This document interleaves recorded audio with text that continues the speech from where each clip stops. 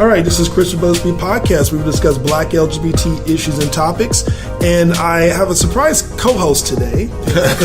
Surprise. We actually, his name is Robert. Say hello to the world, Robert. Hello, world. This is Robert. And the reason why we have Robert here, he's actually the newly president of the Brothaspeak location down here in Wilton Manors, Florida. So congratulations on to that. Thank you. But we also have a surprise guest today and are basically discussing married men coming out. And then let me just make sure I have the correct title here. I want to make sure I'm getting this correctly. Married Men Coming Out, which is actually currently available on Amazon in soft and also Kindle versions. And so we're talking to the author, David Christel. Hello, David. Hello, hello, Robert. Hello, how are you? And this is the first time I've actually heard of a book to where it's actually talking purely about a guide for married men. And you are absolutely correct. There is no such book or manual on the market that covers a married man going through the process of deciding to be who he really is, which is a gay identified individual. See, that makes me like, whoa, like there's a book for everything, my God, but it also says this is something that's actually very good. That's one of the reasons why I definitely wanted to have you on the show. So it gives people an understanding of, okay, list some of the things that helps a person come out, but also, those with experience. In this case, Robert has experience in this matter as well to kind of shed some views to that and shed some light. So can you also kind of give us a background in terms of who you are? You started off as a dancer, is that correct? Yes. What's ironic is that I had polio as a child, and who knew that I would letter in gymnastics in high school and then at age 21 moved to New York City to pursue a dance career. Wow. And that lasted 14 years, and I retired when I was 32 years old. And about 2 weeks after I was retired from the dance world, I got hired by a computer-based training company. And at that time, computers were just green text on a black background. Okay. And we have come so far. Yes. So that was 1986. Wow. But before that, AIDS reared its ugly head in 1981. Back then it was called a gay cancer. Okay. And two of the very first people ever diagnosed with it lived in my building in New York. And I automatically just started taking care of them, and I knew nothing about what we were dealing with. Okay. And so I went down to the Gay Men's Health Crisis Center and also the LGBT Center in New York and started learning as much as I could. And that got me rolling in the arena of wanting to be of service to people in a therapeutic way. Okay. So in 1992, I started working on getting a master's in counseling psychology. But after a year and a half, I got hired by a very well-known individual and started working 80 to 100 hours a week. So I was not able to continue with my schooling. And then in 1995, I was asked by a well-known person to ghostwrite his book. And I've been ghostwriting books since 1995, and I've been an editor since 1986. Wow. Okay. This is kind of a turn in the career. So you came from a dancer to dealing with computers to becoming an author, doing therapeutic work as well. Wow. Okay. All right. This is something very interesting here. Now I look at some of the topics that you put in this book. Can you shed some light on the group that you also ran during this time? I believe you ran a group for 9 years. Is that correct? Yes. When I was attempting to get a master's in counseling psychology, I was asked by a counselor at the San Diego LGBT Center if I would be interested in taking over a group that he had been running for a year called the Married Men's Coming Out Group. And he said, you only have to do it for a year. So I agreed to do it, and 6 years later, I had been facilitating that group for that amount of time, and the name of the group there were 70-some men who came to that group were really dismayed that the only support they had was this group. There was nothing on the market to support them. There were books for the spouses of men who were coming out. Oh, wow. To help the spouses, but nothing for the men themselves. So they kept pushing and pushing for me to write a book, and in 2009, it just started coming through me. So I sat down on my computer. I had the book title, I had the chapter titles, the subject matter all in my head, and it just came flowing out of me. And in 19 days, I had the book written. Okay.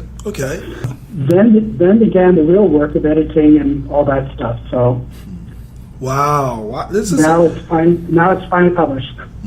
So it's a pretty much a bit of a journey, and you've learned a lot during this time from a lot of the men who are a part of this group. It's fair to say, I'm sure. Now, oh yes. Now I'm looking at some of the chapters, some of the things that you discuss. You discuss disclosing to spouse and children. Religious stance on homosexuality, dealing with friends, interesting, being outed, custody issues. Now, I'm thinking to myself, whoa, okay, these are some heavy topics. And then it goes on to political action, the types of gay people. Now, I do want to kind of talk about that.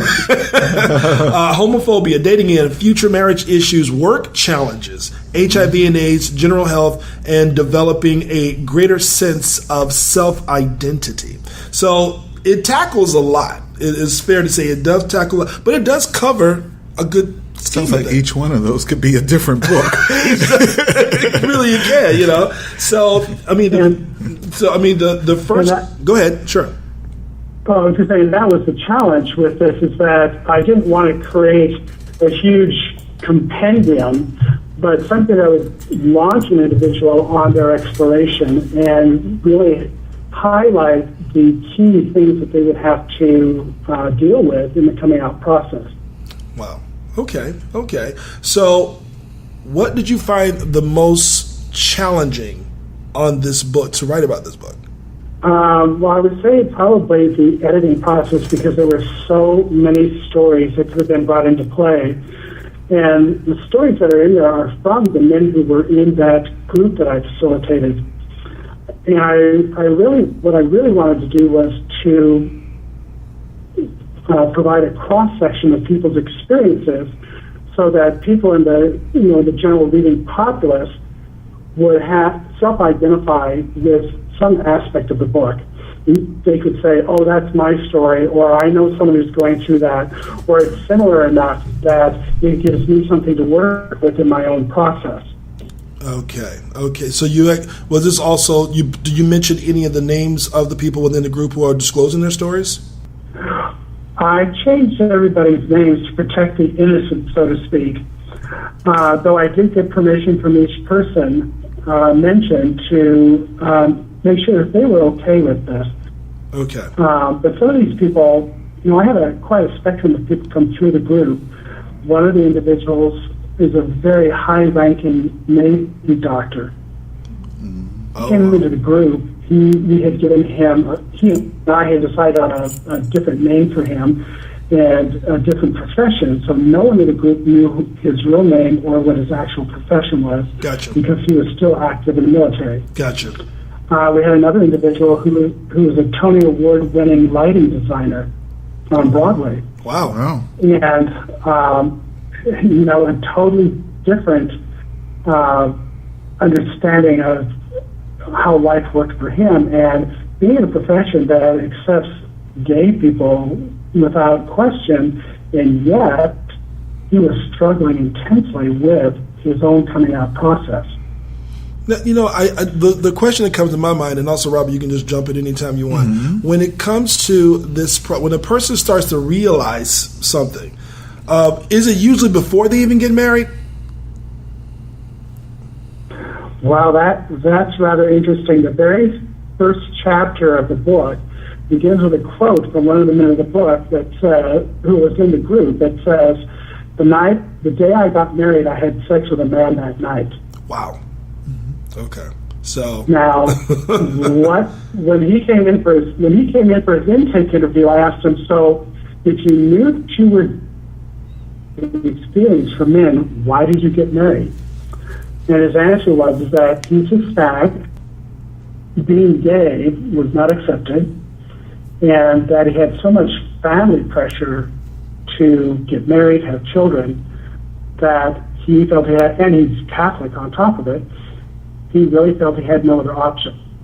Wow. Okay. So, there were some people who already knew. There's some who didn't discover it. I had one guy come into the group who was in his 70s.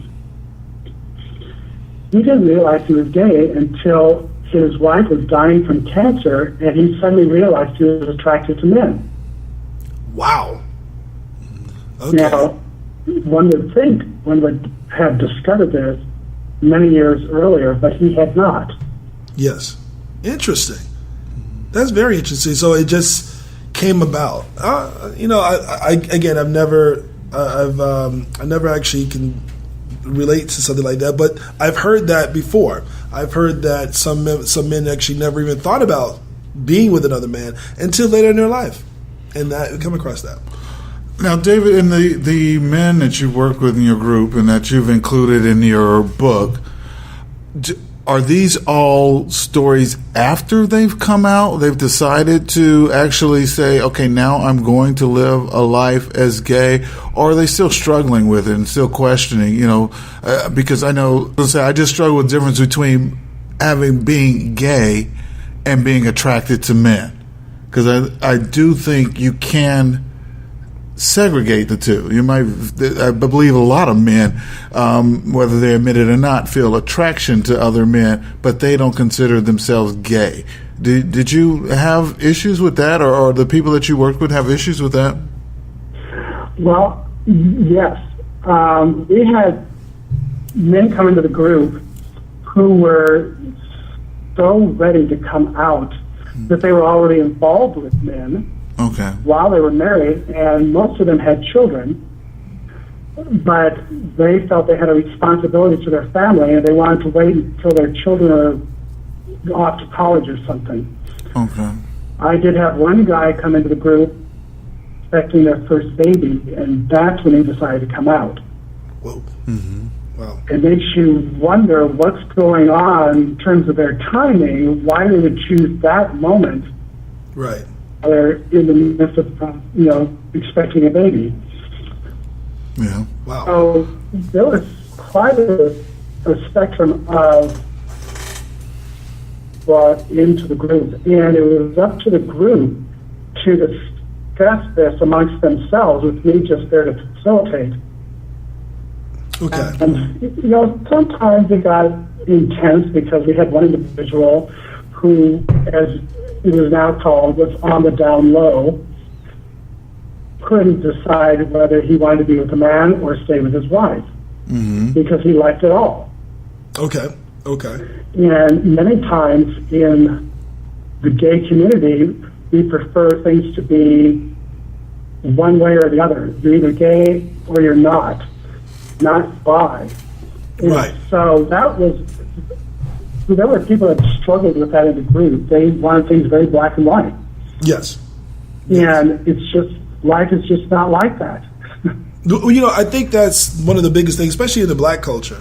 One of the reasons why they came up with the term men who sleep with other men is because they didn't necessarily identify themselves as gay. So that label was something that they were like, I'm not carrying that label at all. Mm-hmm. But I do sleep with men every now and then. Yeah, well, because gay, especially in the black community, is almost like trying to, or feels sometimes like trying to join a community that you can't fully engage in.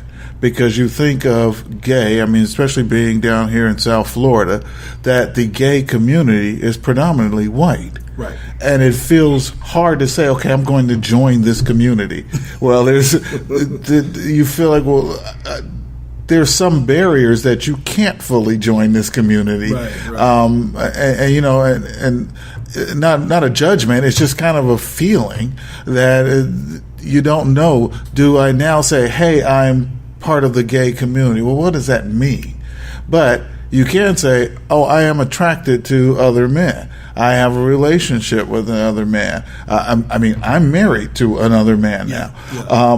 But are we part of the gay community?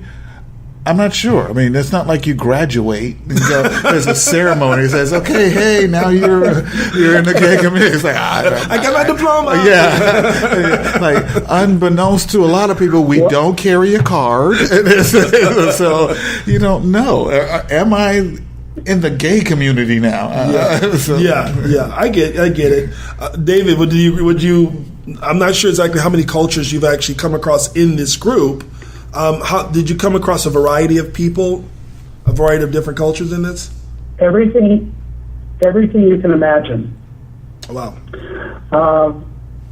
We had a young man come in. He was in his very early 20s. When I did my intake interview with him, he was scared out of his wits to be there at the LGBT center. Wow. So, he'd only been married like 2-3 years. I talked him through a whole process of trying to understand why identified himself as being gay. And so it was a long discussion, and it was getting late in the afternoon. I said, "Well, I'm getting hungry. How would you like to go to a restaurant called Hamburger Mary's?" Pressed, big gay hangout. Oh my God. And I said, "You know what are you mortified about?" And it turns out he was scared to death of gay people. Wow. I just sat there kind of shocked and said, "Well, isn't it kind of ironic that you want to identify as gay and yet you're scared to death of gay people? What specifically is it that you're scared of?" Right into what you were just talking about, Robert, is that, well, am I now part of a community? And what if I don't like parts of that community? And what if I just want to be gay, have a partner, and not be a part of the whole gay community? Okay, I can definitely see that. And so we discussed all of that, and then I said, "Well, let's go to Hamburger Mary's." So we went, and we were sitting at a table by a wall, and he could barely speak. He was shaking. He couldn't look at people, and in walks a guy in drag whose the way he supported the gay community was to go around town as a cigarette girl and hand out cigarettes, Tipperillos, and condoms. So it's all about safe sex. Mm-hmm. Well, I happen to know the individual, so I called him over. Oh, now, oh my God! The person I was with was over 6 feet tall and had the body of a linebacker. So such a huge person trying to shrink in their chair and become one with the wall. Oh my God! Oh my God! Right? He was so frightened of this drag queen. And so I introduced the two of them. He wouldn't look at her, wouldn't shake her hand, wouldn't take any condoms. Oh my God! Wow. The funny part about it is, I'll be honest with you, I can relate to that. I mean, drag queens does scare the crap out of me in the beginning. They really did. They scared the crap out of me. Wow. But I can see why he would want to do that, especially. Poor kid. Well, it brought up a lot of issues concerning how we identify even within just the gay community, because there is a wide range of personalities and expressions, just as in the regular world, or what we call the heterosexual world. And you either identify with aspects of it and you get involved with that, or you don't. Okay. So I would say that about 6 months to a year later, the same individual, gay bars, he was meeting people, he wasn't afraid of anybody. But it took him a long time to come to terms with his fears and to realize that he could be he would be as much a part of the gay community as he wanted. Yes. Mm-hmm. Yes. Wow. So I guess that was one of the reasons that inspired you to put in the chapter types of gay people? Yes. It's important because, as I said, some of the men who came through the men's group knew so little about the gay community except what they'd seen in the media. Wow. Right. And as you said a minute ago, sometimes drag queens can be scary. Yes. And scary, I would say intimidating. Yes. Yes. Because they can be larger than life. Yes, they can. And if you're not used to that, you can find that rather off-putting. So, David, in your book, and again, I really love these the chapters and the chapter titles here. So, delve a little bit about like the second one, religious stance on homosexuality. I know that was at least an issue that I had issues with when I first came out and met my partner, and I really struggled with, was this okay with God? What type of experiences have you run in with men questioning the religious stance on homosexuality and, living a lie versus living in sin? Well, that is one of the biggest discussion points and most emotionally charged subjects to deal with. And any man who has a Christian background or a religious background coming to terms with their feelings and what they would like to express, and then their belief system. And what we try to do is help men understand that for example, if you're going to a church that is not gay affirming, then maybe you need to consider going to a church that is gay, inclusive, and affirming. Mm-hmm. Why? So that you can learn a whole different perspective and understanding of what it means to be gay and how that fits in with the scriptures of your particular religious following. Right. Sure. So, for instance, people say that homosexuality is a sin. Well, if you actually look in the Bible, you will find not one place where it says that homosexuality is a sin. Exactly. And most people are not willing to work with that piece of information. No. They want to support their belief system, and many times their belief system is based on fear. Yes. You're exactly right. And also misinterpretations. I'm sorry? And also misinterpretations of certain stories in the Bible, where, there are the story that comes in to where the angels come in and the entire city comes out to rape these men. It's in Leviticus. In Leviticus, and instead they were offered young girls, and it's that interpretation. It does become divided in different religions. And Judaism is a different version than Christianity, and so that particular story always seems to pop up, and I'm pretty sure that always alludes to that story. Maybe I'm wrong. Have you come across that a lot during this process, where that particular story was mentioned a lot when it comes to religion and their stance on it? Oh yes, the whole idea of Lot and Sodom and Gomorrah. Mm-hmm. And the angels, it has come up many times in discussion. And again, it really comes back to what is your understanding of your religion? Is it based on love, or is it based on fear? True. And is your understanding of God based on your personal relationship with God, or with someone else's interpretation? Mm-hmm. Yeah, exactly. So it gets very sticky. Some people who in the group got enraged. Wow.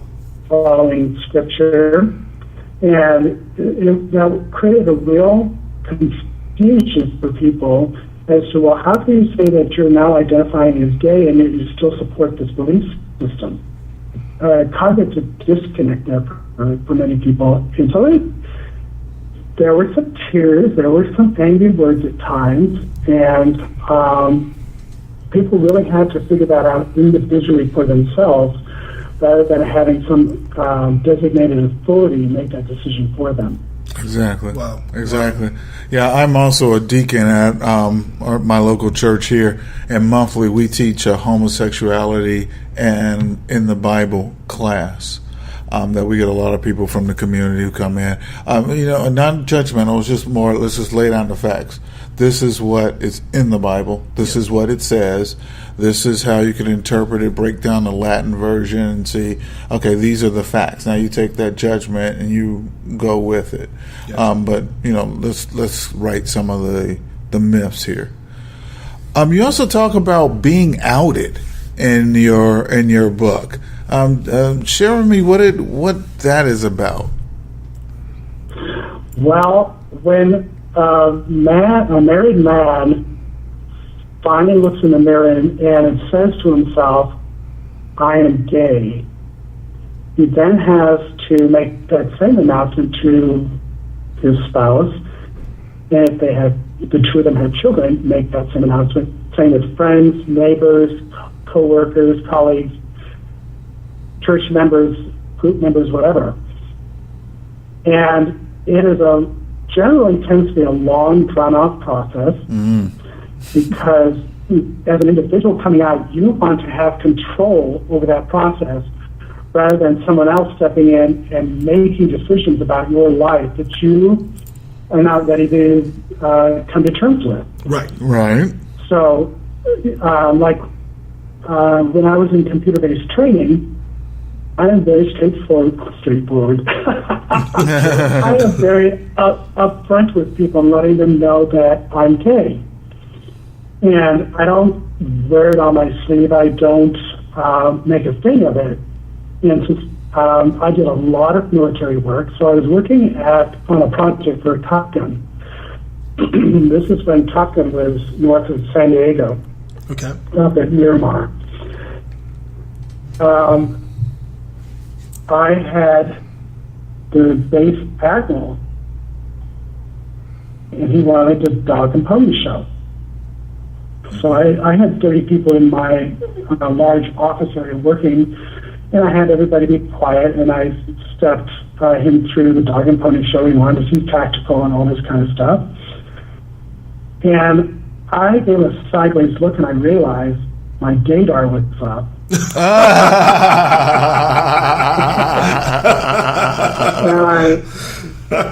and I just, I'm going, girl,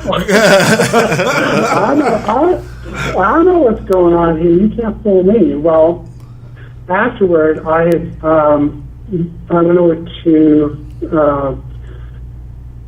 the officer's mess, and he happened to be there. And he waved me over. All right. And said, "Why don't you join me?" And, okay, so we're sitting there and we're talking, and he asked me how long I'd been in computer-based training, and I'd already worked on the first space station down at Johnson Space Center and done other military work, and he was intrigued. He said, "Well, personal question." I said, "Okay." Now, at the time, I had one that's 2 earrings. I had the one earring in, and he says, "Gay." Oh my God. Here we are in the officer's canteen with all these people around. He's asking this question. I said, "Yes." "Are you?" Oh God, you asked him. Okay. And he kind of blanched, and he turned bright red, and he said, "Yes, I am, and no one here knows." Well, I said, "And I see that you have a wedding ring on, so you're married." He said, "Yes, I am." And what's amazing is that he and his wife had joined P-Flag to support their son who had come out as gay. Oh, wow. My God. Okay. Jeez. Jesus. Okay. Oh God. So he was living in comfort. We had a very interesting lunch. Wow. Where I asked him when he was planning on coming out himself. Now, so you get an idea of just how many people he would have to come out to, and the arenas if he would have to do that with them. Right.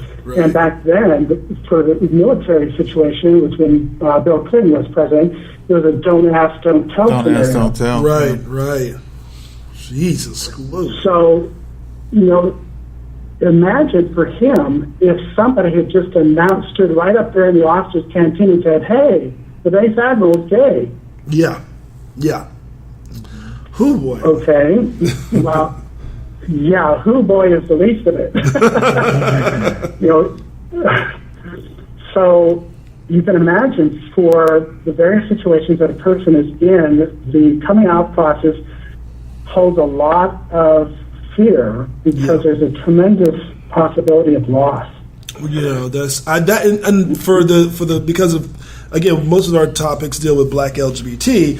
The being outed part is probably I'm pretty sure it's a huge fear across the board or whatever particular culture you are, but that's deathly a fear because of a lot of religious influences, family, etc. And because of those particular things, being outed is probably the last thing you want. So what do? You don't put yourself in situations that is even perceived to be gay. You don't act gay. You make sure you don't wear any colors, that anything that reminds you or is somewhat placed as gay, you don't want around you.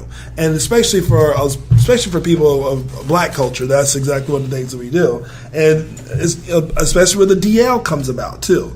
That's why everything is very, very hush hush. A big fear is regarding that. So, I do want to go down to custody issues though.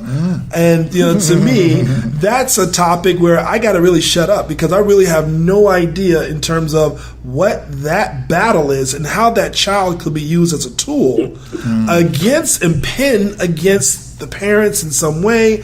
That's why I got to have Robert here. I've lived it. I have lived the custody issue scenario, and it's ugly.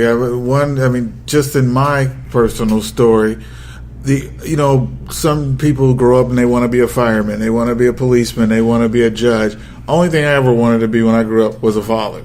Wow. So after I lost my father when I was 9, my dream was to have a huge family. I wanted kids.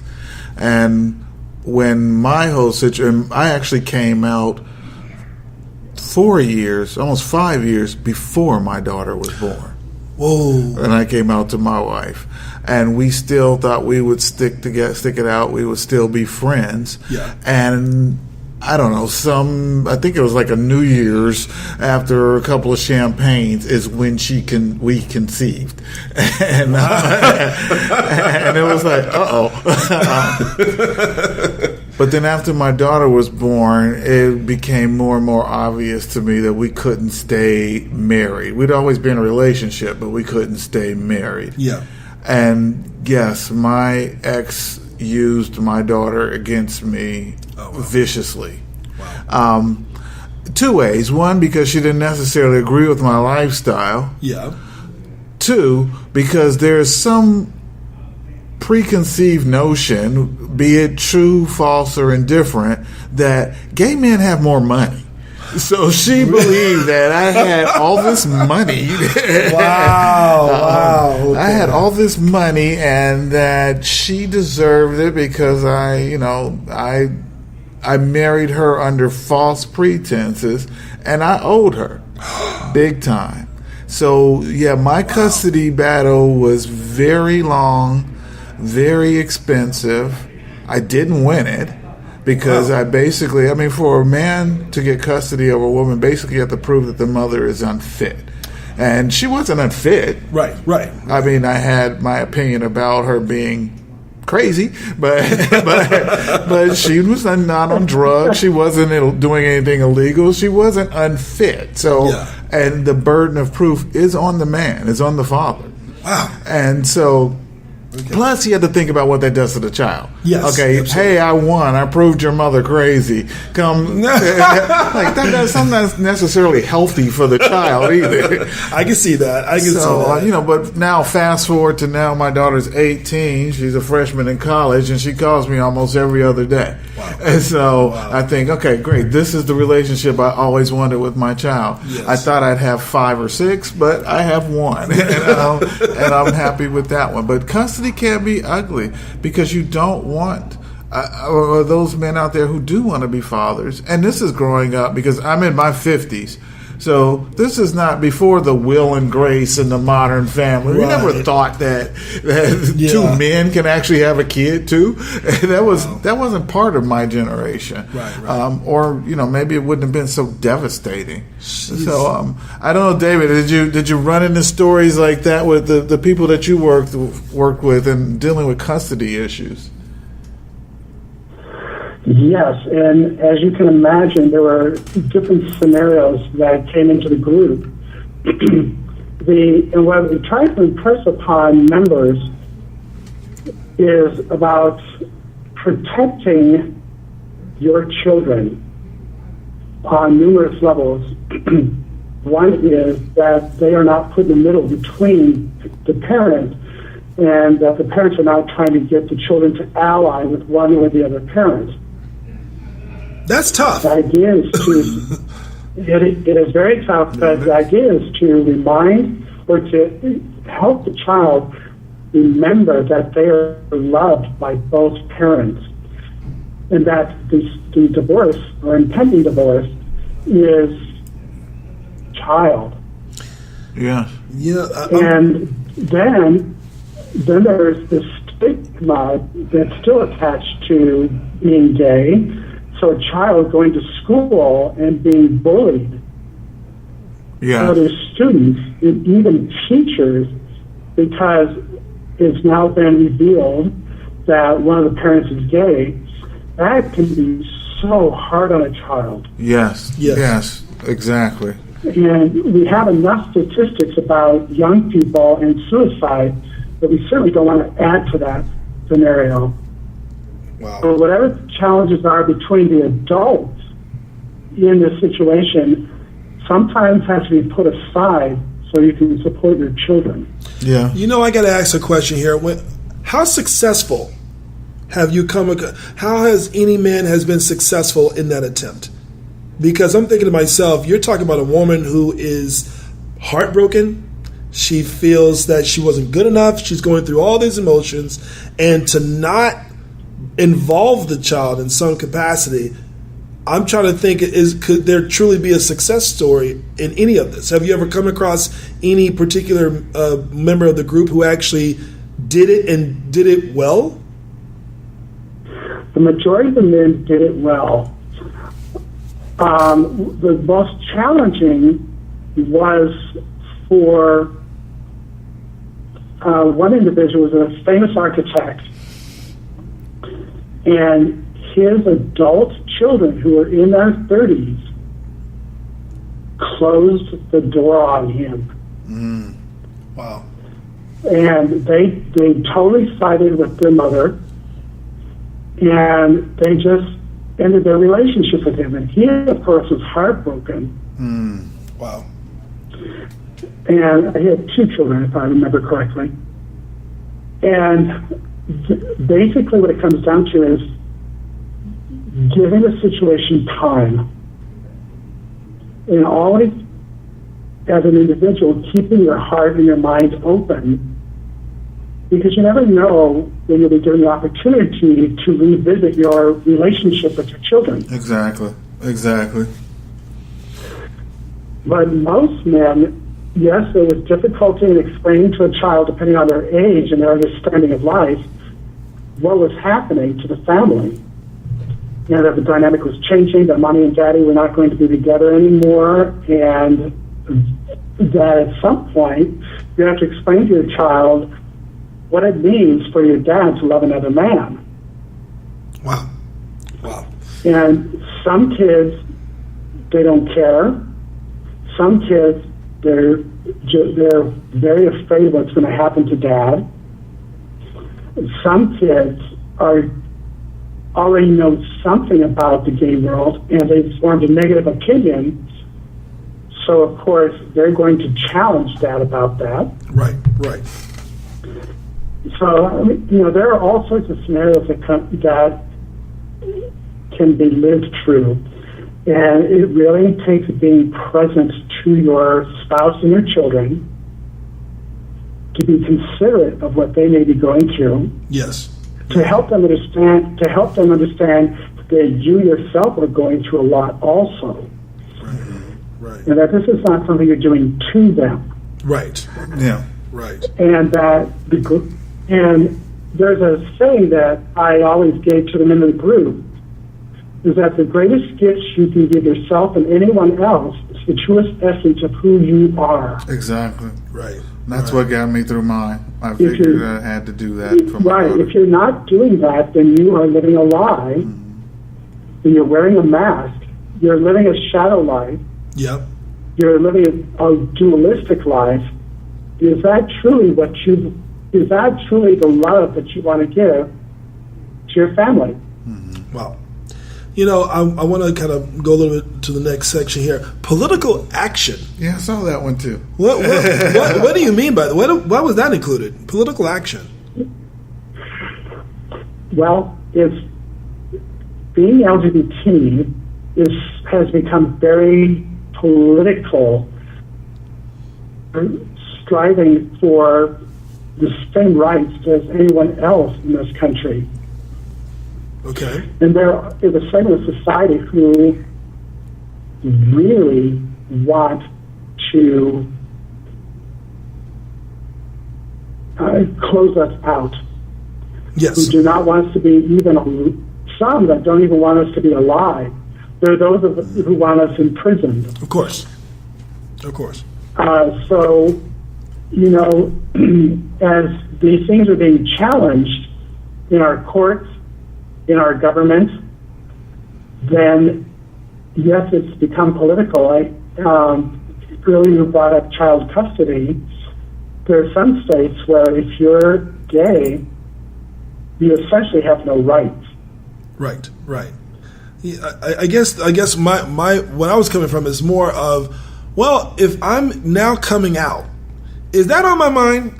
Because I'm losing my marriage here. My whole life is changing. Did you find that in your group that they really thought about political action during this course as well, to actually be involved in it more? Oh, yes. Wow. Okay. There were some very strident members of the group who felt that if you were not involved, then you were part of the problem. Wow. That's true. Wow. Okay. That's pretty tough. So, that's pretty tough. But you know what? Even for a person to even talk about a subject like that during a marriage breakup or your whole restructuring of all your life, that does show where you are. Well, you're trying to figure out where you are. I guess so. You're trying to figure out how many of these things that you've grown up or you believed, and the beliefs that you held close to you as a married man, now you're going to, how does that adjust when you now consider yourself unmarried and gay? You have to figure out, well, where do I fit into this? Yeah. Wow. Exactly. The entire landscape changes, and you're either going to shift with it or not. Yeah. Wow. Yeah. And we, as most people understand, our biggest obstacles in life are our own selves. Yes. And to perceive something and interpret it really comes down to us. It's the meaning that we apply to our perceptions. And if you're going to entrench in something, are you doing that out of fear? Or are you doing that out of having really gone within and researched within yourself the truth of the situation for yourself? Gotcha. Go So, David, one of the things I don't see on your list, or maybe it's not there as obvious, and it's in the chapters, and under maybe dating again or future marriage issues, I don't see sex. Did you? Because I mean, and like I said, maybe it's buried under the dating again or the future marriage issues, but the difference in getting used to your new or your changing sexual role. Because I have to say, it took me a while to realize, not just sexually, but also in a household, because now I have a husband of 13 years, that I have to think sometimes, I'm not the man of the house. There's another man here. So his opinion counts, his perception counts, his pleasure counts. When in a marriage, it was, no, I'm the man of the house. I mean, hers counted, but my role was defined. Wow. Now in a relationship with a man is, wait a minute, does he think he has as much power as I do? Wait, hold on. Yeah. Oh, wait, okay, we're both husbands. Wait a minute, how does this work? Wow. Did you run into that a lot, even sexually and just running a household together? Well, Robert, to answer your question, that is in the book. Where? Okay. What's interesting is that there is a switch in your sexual identity, and first of all, you have to ask, how did I derive this sexual identity to begin with? Is it according to social and cultural conventions? Is it my religion? Okay. Is it because of just the way my family operates? The dynamic within my own family? Is it because of my own prejudices, because of my agenda, because of my work? So you have to ask those questions, and something that we went through for every single member of the group is we have every once in a while a session called Who Are You? Mm-hmm. And each person had to stand up one at a time and give 15 one-word descriptors as to who they were. Now, it wasn't describing who you are in terms of, I'm a father, I'm a businessman. No, this is the kind of person that you are. I'm compassionate, I'm loving, I'm giving, I'm serving, I'm organized, it's that sort of stuff. You would not believe the number of men who were absolutely reduced to tears because this was the first time they were actually looking at who they were. So, of course, you take that and you apply it across the board to all aspects of your life. Well, who am I in this situation? Robert, as you were saying, is I used to term myself a man of the house. Well, now I'm with a partner. I'm a husband. We both wear the pants in the house. Okay, well, then it gets into all sorts of things like, well, who's the top? Who's the bottom? Who's the dad? Who's the wife? Mm-hmm. Wow. Are we still playing out those roles? Wow. Who even cooks and cleans? You really have to go through a whole new self-identification process. What's the dynamic that I am most comfortable working with, and why am I comfortable with that dynamic? Wow. Okay. I guess I can see now how that would, I can also see how that would probably fall under future marriage issues and also maybe greater sense of self-identity. Okay. I can see where that can actually follow. Now, types of gay people. What's the list? Just run down the list. You have got to break this one down for me. Types of gay people. And you know what? I honestly can appreciate that chapter because if I'm coming out and I'm just being really thrusted into the gay community, I'm just saying, okay, this is what I'm dealing with. I'm now dealing with who I am. Yeah, I want to know what type of personality, what type of gay people I'm coming across.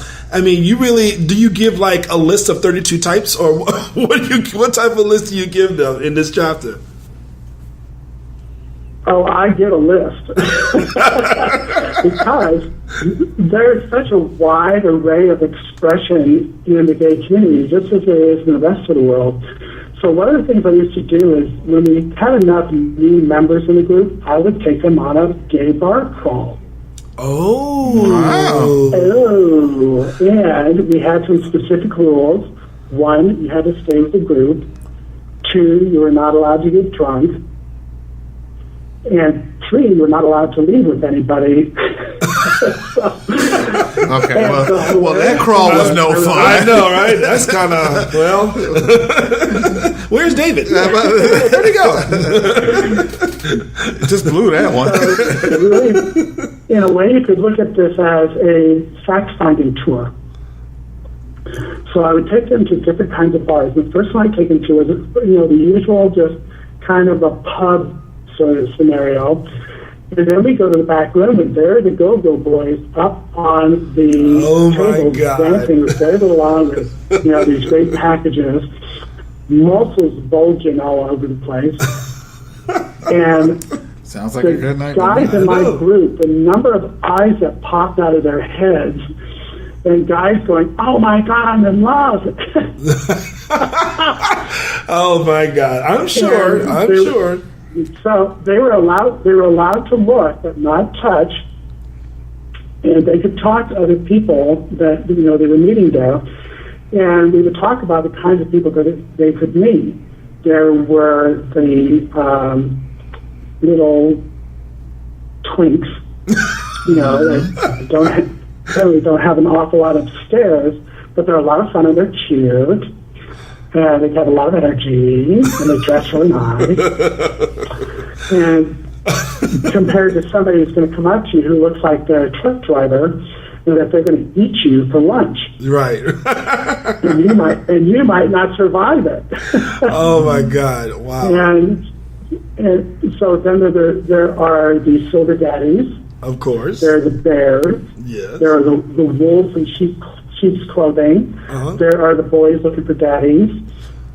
There's a full range that you're going to deal with. So that's why I went to about 6 bars to give these guys an understanding of the range of types of people that is. And if there was something that did not for them, they didn't have to be a part of it. So I take them to a drag show. Oh, wow. That drag stuff come back in here. This was really pushing their comfort buzz.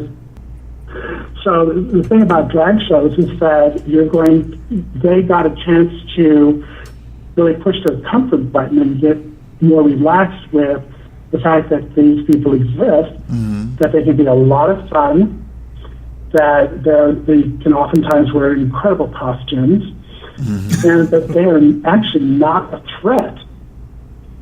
And I think that's what was a challenge for many of the men dealing with the gay community and the different kinds of people in the gay community, is what they felt threatened by. Yes. And that they would be roped into something that they didn't want to be a part of. And I said, no, it's all about choice. Yes. You have the choice of being as involved or uninvolved as you want. Nobody's going to force you to do anything. You know what? You're right. Well, it's true. It's right. You're right. It's true. I mean, I can remember having panic attacks because if someone showed up like in Living Color or something, or those Atlanta Housewives, where they would have a gay character who shows up with persons and heels, and I'd be in panic because I would think my mother or my sisters would think that that's what I do in my private time and want to keep my nephews away from me, or think, and so I was scared of what was being portrayed by drag queens. That is true. Now, if I decided to go see one finals for my entertainment, but I didn't want you thinking that I was one. Well, because they don't really know that much about the community, and so that can be a fear. I can completely understand that. Now, when you kind of go back to homophobia. Now, I can see that topic, especially when you're dealing with some internal conflict within yourself. So you probably still have a lot of homophobia and ideas about being gay and what you should or should not be within that community. I can see how that could be as a part of it. I'm pretty sure you came across a lot of people just drenched in fear in terms of being labeled as gay. Well, when I'm talking about homophobia in the book, it's about homophobia within the gay community itself. Yes. Yes. So, that's a drag queen. I hate drag queens. Or she's a lesbian. I don't like lesbians. What are you talking about? Right. Right. And there are people who still have not come to terms with accepting who they are. So what they do is they turn that fear and anger and self-loathing onto other people. Yeah. Gotcha. Parts of the community that actually they don't agree with, so they attack it. True. That's true. I can see that. And that's a real hard one for people within the community to face and deal with. But it's, prejudice in this country has never been resolved. No. It has not. No.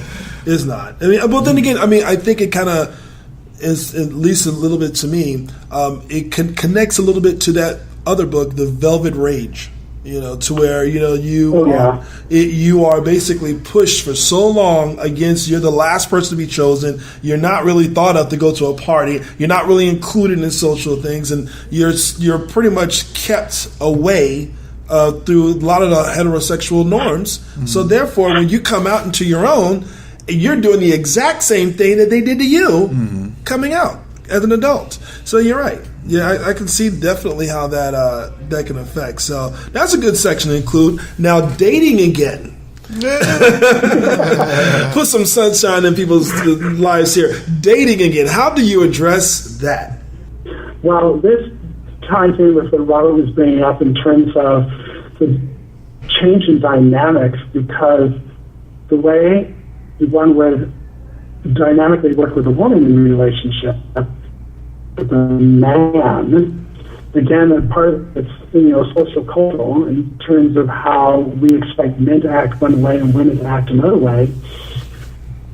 If you're used to being the greater authority in a relationship, when you get in a relationship with a man and they have that same expectation about themselves, well, you're going to very possibly become the loggerhead as to who's wearing the pants, who's calling the shots. Wow. And it really comes down to communication and understanding each other's needs. The only way you're going to find that out is by talking with each other, and not through accusation, but through really trying to listen and hear what the other person is saying and put yourself in their shoes. Right. And that's a process for anybody in any kind of relationship. But dating, well, again, it comes down to asking yourself, who am I? What am I projecting out to the world?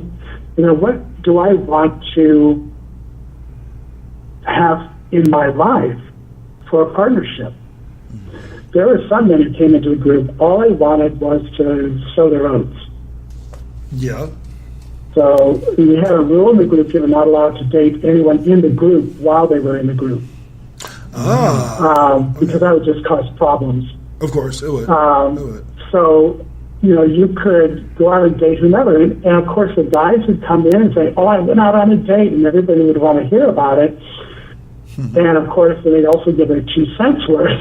Yeah, of course. And there, as in any aspect of society, there are predators. There are those who are vampires. Yes. There are those who are out to just use and abuse you. There are those who are just looking for financial stability. There are those who are looking for a true love relationship that's supported, giving, and expansive. I'm thinking. This is what I'm thinking. Also, this is what I'm thinking. Also, the dating portion is probably the most difficult for several reasons. Also, because if you throw in technology in the mix, you're coming across Grindr, Jacked, and Adam for Adam, and all these other things. It could be very, very difficult, especially for a guy who's now coming into his own, who's beginning to discover his own, and to really discover the types of gay people that he's coming across during the gay scene. And do you find that a lot of people within the group found that to be more difficult than they actually came up with the challenge and wanted to go back to their previous life? Did anyone actually discuss that before? Well, that did occur once in a while because, again, it comes down to the different kinds of sex available out there, and then understanding what kind of sex works for you. And there was one guy in the group who was really into S&M. He would sometimes show up with huge bruises. And that just scared the crap out of so many men. To do that, it's painful, and it's letting somebody take total control of you. That's what the guy was into. It worked for him. That's not for everybody. Then there are those who, they just like vanilla sex. For those, that's all they're looking for is just sex. They don't even care what kind. They just want a lot of it. They don't want a relationship. They don't want a boyfriend. They don't want a husband. They're not looking for a long-term relationship. So all these things come up with the whole dating thing. And again, it comes back to who are you and what is it that you're looking for. Mm-hmm. True. That's very important. It's a process that the men had to go to because this is the first time in, for many of them, decades, that they were revisiting this idea of dating and learning about another person. And the joke was, don't go on one date and then show up with a U-Haul and move in with the guy. Gotcha. you know, David, let me tell you something. I'm looking at these chapters. Of course, the next chapters go on with future marriage issues, which is a nice one to definitely discuss. Work challenges. My God, I can imagine. AIDS, HIV, AIDS, general health, and developing a greater sense of identity. I actually just went on Amazon, David, and ordered this book because I was like, because I have to say, I should have started out with saying thank you because you are absolutely right. When we started out the conversation, we were saying that there are no books like this. Yeah. Because I know I was married for 13 years to the same girl I dated since I'd known her since we were 8. We dated since we were 16. Wow. We were married at 25, and we stayed married for 13 years before I finally came out to her. And I would have loved to have had a book on here all this because I had no idea. And my coming out was completely accidental. I think she actually got to the point where she asked me. And I told her, if you don't ask me now, if you don't get it out now, it'll never come out. And she finally said, "Are you gay?" And I said, yes. And so I think to this day, if she hadn't pushed me off that cliff, I would probably still be married and then still be creeping, at nights and weekends. So I would have loved this type of reference. So I just ordered this because not only do I want to read it, but then to help some of my friends that I know who have not had this conversation yet. Yes. I've met their wives. Ooh, oh, God. Okay. Wow. Well, some of them sent home to their wives. Jesus Christ. So thank you, David. This is. I think this was a resource and a reference that's long overdue. I'm surprised no one has ever written or talked about this before. Yeah. This is actually very, very enlightening. It was actually, you really did touch on the topics that everybody deals with. And they're going to be dealing with. I still think that each one of those chapters could be a separate book. They really probably could. I mean, one thing about it is I know that, actually we got in touch via Twitter. I love Twitter because of that. So you actually get in touch with anybody you want. And when he actually discussed his book, I'm thinking, I got to get you on the podcast. There's no doubt about it. Well, one thing is sure, David, when it comes to well, how people can actually find the book, purchase the book, where exactly can they get it, and can you tell me just a little information in terms of where they can actually purchase the book? Okay, first of all, the complete title of the book is Married Men Coming Out, The Ultimate Guide to Becoming the Man You Were Born to Be. Mm-hmm. Wow. And you can get it on Amazon. It's both in Kindle and softcover version. You can also get it Barnes & Noble for the Nook e-reader. You can also visit my website, which is www.theessentialword.com, and there's also a blog. And if you just go to the site, you'll find the blog, and you can join the conversation about married men coming out. Nice. Yeah, I did. I really think this is a great topic and a great issue. I mean, I've now been out from my wife for about 14 years. Because I've been married to my husband for 13 years, and I still believe I have coming out issues with my wife and my ex-wife with how we relate about our daughter. How do we talk with my family? Yep. How do they accept my? Yep. So I don't think this is like you come out. You're a married man. You come out, and like I said before, you graduate. You get your diploma. No, this is still ongoing. Wow. This is still ongoing. Oh yeah. Dealing with people at work who, for last Valentine's Day, I put my husband and I's wedding picture in my office. Yeah. And how many people would walk in my office and look, and then, because I have candy dishes in my office too, and look and then grab a piece of chocolate and walk back out. and a couple of people have said, "Oh, that's a nice picture." They look at me and they walk out real quick. Yeah, I was like, how do you address that? Yeah, I can completely see that. I can completely see. So that. This is not like you do it and you stop. This could be a guide that you need to read a couple of times. Yeah. Oh my God. Wow. So thank you, David, for this.